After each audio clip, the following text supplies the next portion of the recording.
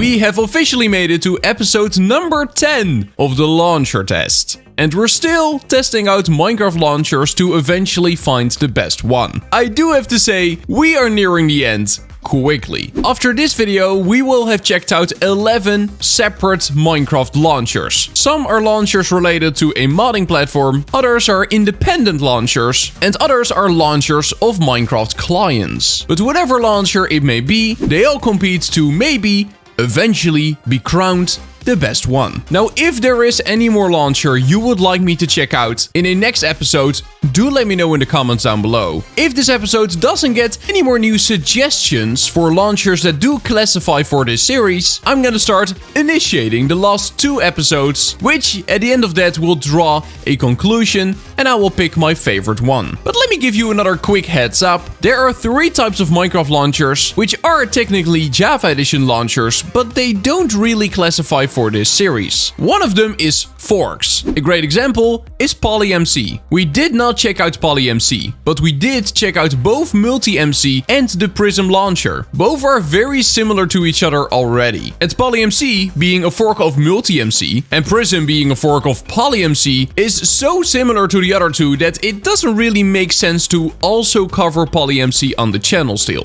Now, the second type are cracked Minecraft launchers. And while yes, in theory, they are Java Edition launchers, there are 2 main problems with them. First of all, cracked Minecraft launchers are against the EULA, as cracked Minecraft is nothing more than just a pirated version of the game. Therefore, according to Mojang, I'm not even allowed to cover cracked launchers even if I wanted to, but still, let's say I would cover them. Most cracked launchers are made with a specific use case in mind, which is, in this case, playing Minecraft without actually owning the game. If you do own the game, like myself, there is little to no reason to use a cracked launcher in the first place. It is a launcher which serves a specific purpose, and while that does still technically make it a Java Edition launcher, it doesn't really compete with any of the other launchers we've checked out in this series. And this also goes for the third type, which are mobile launchers. Minecraft launchers which allow you to play Java Edition on a mobile phone. Very cool that it's possible. I definitely want to check these out at some point on the channel. But again, just like with the cracked launchers, yes, they allow you to play Java Edition, but they don't really compete with any of the launchers we've checked out in this series so far. So if you have any more suggestions for this series that don't fall under any of the 3 categories I just pointed out, do let me know in the comments down below. And if not, in the next episode, we're gonna start finishing up this series. It has been incredibly fun so far, I do have to say. But we're not done yet, because today we're once again gonna have a look at a launcher of a Minecraft client. So far we've checked out the launchers of the Lunar, the Feather, and the No Risk client. And what we did for all 3 of these, because this series is called the launcher test, is we only had a look at their launcher. We didn't have a look at any of the client's features. We just had a look at the launcher of the client to see what features it actually houses and if it could potentially be used as its own standalone launcher, without using any of the client features whatsoever. The launchers of both the Lunar and the No Risk client allowed us to use them as standalone launchers. Feather absolutely did not, and today we're gonna see what's the case with the launcher of the LabyMod. Let's see if this one can compete with the others. Now, before we start, I do want to ask you to double check if you're actually subscribed to the channel. The vast majority of my daily viewers are not. There's a chance you might think you are subscribed, but maybe you're not in reality, so if you could just double check, I would appreciate it so extremely much.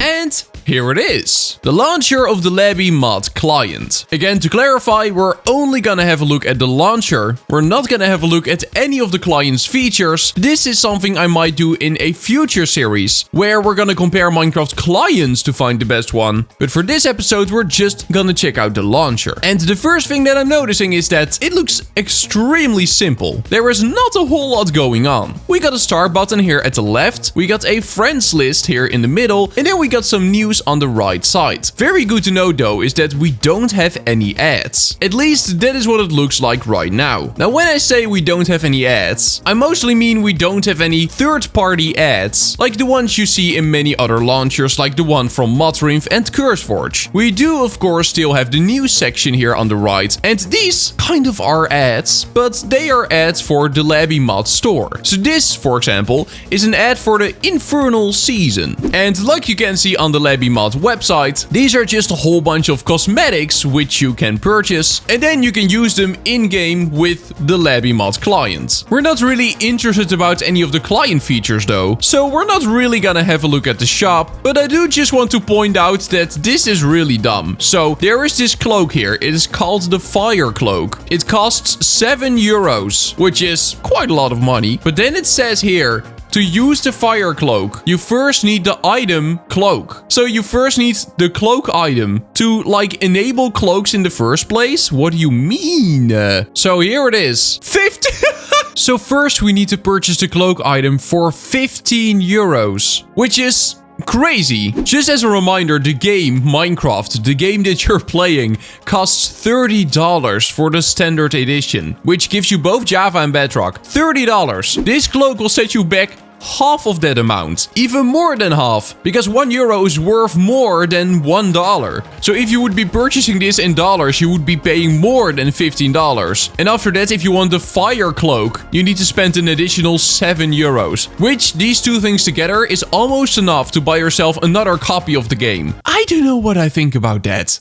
But okay, that is client stuff that we will cover in maybe an upcoming series where I compare Minecraft clients. Now, we're just gonna have a look at the actual launcher. It seems like I'm able to hide the news section. Oh, you know what? That is very clean. I don't think I've seen this before on any of the other client launchers, but the fact that you can just disable the news section if you don't want to see it, that's pretty cool. Now, when we click on this big launch button here in the middle, we will of course launch the game in version 1.21.4 using the LabyMod client. Now, what I'm wondering is, are we able to somehow disable the LabyMod client's features so that we can use this as a launcher? This button here seems promising, so let's have a look. So we're able to choose different versions of Minecraft. It supports 1.8, 1.12, and then everything 1.16 and up. So that's good. Quite a great range of compatibility. Though I do have to say, the fact that it is not offering any other versions outside of this does immediately make me think that it does not support vanilla Minecraft whatsoever. These seem to just be the versions which the LabyMod supports. But okay, let's go for 1.21 and then we're gonna choose for 1.21.8. It does support 1.21.9 pre-release. That is so interesting. But okay,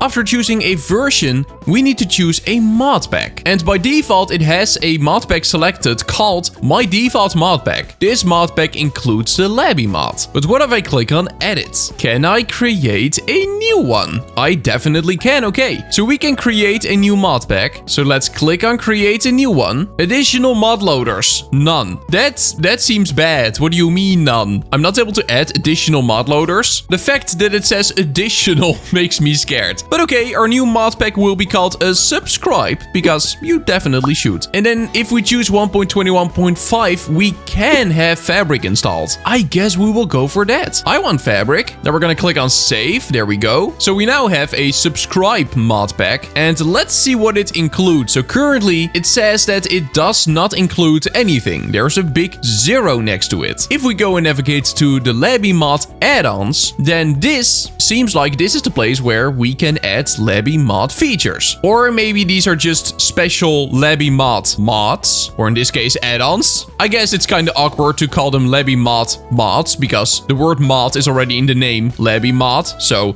LabyMod add-ons then. But they are mods. This is Optifine and Spotify. But just a whole bunch of features you can add to the LabyMod. And then here we got Fabric mods. But okay, we can add stuff here. So let's add Sodium, add to mod pack. There we go. Now Iris has a little thing. Iris shaders is marked incompatible. It will most likely not work. Incompatible with what? Oh no, probably incompatible with the LabyMod client. Oh, that is bad. Okay. Okay, no, I don't like that. I'm gonna add it anyway. I want my iris. I also want Resourceify. There it is, Resourceify. Let's add it. Something I'm just noticing is we have a browse mod packs section. That is very promising. So far, every single time we found a client launcher, which allows us to browse mod packs, it actually allowed us to just install that mod pack without any of the client features.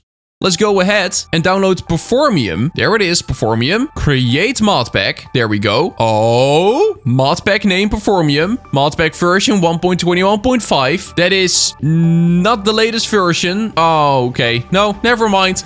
These are only the version which LabyMod supports. The latest version of Performium is in 1.21.8. This seems bad, but let's have a look. You can see right now I have 3 different modpacks available. We got the default modpack, the subscribe modpack, and then the Performium modpack. So now the question is, what happens when I launch the game? Well, okay, it's not really a question. It already says LabyMod 4.3.10. So I assume it is just gonna launch Performium, but then with LabyMod added to it. And yes, okay, LabyMod is launched. And they want to advertise their own stuff so hard that it's overlapping the Minecraft logo. That is unfortunate. That really is. So it seems like in this case, the LabyMod is in the same boat as the Feather client. Both of their launchers are truly launchers for the client. They cannot be used as their own standalone launcher. They will always inject their own client software into whatever you boot. Even if it is a mod pack which you boot, they will still add their own stuff to it, which is really unfortunate. Now, something which is pretty cool is that inside of this launcher, you are able to change your skin. So I can simply select my old skin again. No longer grilled cheese. We're gonna be bread shop again. Apply changes, and there we go. Also, I just noticed the launcher is actually bugged, and it will constantly say installing modpack Performium even though we just launched it. So it's installed already. Can that go away, please? Oh, finally. Okay, I asked and it just went away. Well, that's great. So let's select bread shop. Let's click on apply changes, and it changes. It changes back. Bread shop. Apply changes. What do you mean? Okay, let's go out of the menu. Okay, no, it did change. It did change. The menu there is just a bit buggy, but it did change. And oh, no, okay. No, it's fine. We're bread shop again. Look at that. And something which didn't appear just now for whatever reason. Something really seems bugged, but I just restarted my game and now it does appear are, of course, the capes. So I'm able to change my cape here. Currently, we have the common cape selected. Let's go and switch to the home cape, apply changes, and I'm grilled cheese again. What? I want the bread shop skin. Okay, and then I want the home cape. No, it went back to the common cape. Okay, this menu could use some work. It seems very buggy. Maybe it's just for me, but it seems to be bugging out. That is very strange. I want the home cape. It just switches back to common. What? I think this is the first time we've had a launcher actually crash during one of these episodes. That's a bad look. And now our skin is back to... No! Our skin is grilled cheese again. It didn't even change it. Okay, so while it has, in theory, a skin and cape changer, in practice, they simply do not work. At least they don't for me. Maybe some of you watching this have had better success, but in my case, I'm not able to change anything here. Now, next up, we got the changelog. And we have a changelog for both the LabyMod, so that is the client, and then we also have a changelog for the launcher. And this is interesting. Here on the right, you can suggest different IDs and you can upvote them if you want the team to implement them. Let's have a look. Let's see, what are the most upvoted ones? Give from custom cape, group chat, okay, Forge support for newer versions, private voice calls, party system, free emotes, add client side via version, cosmetic ID, AirPods.